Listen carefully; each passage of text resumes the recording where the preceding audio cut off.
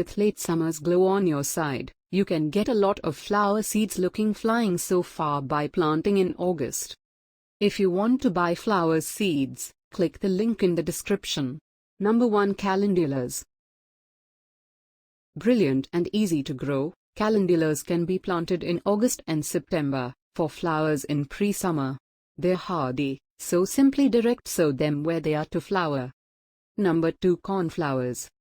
Likewise, with calendulas, you can plant cornflowers, Centaurea cyanus, in August and September, for May flowers.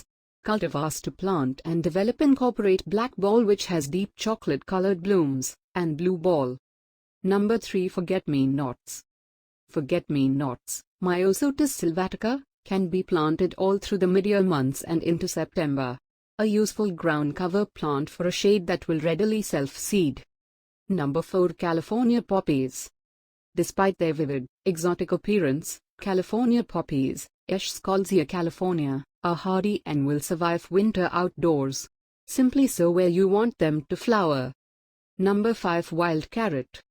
Wild carrot, or Queen Anne's lace, Daucus carota, looks grand as a component of a natural life garden.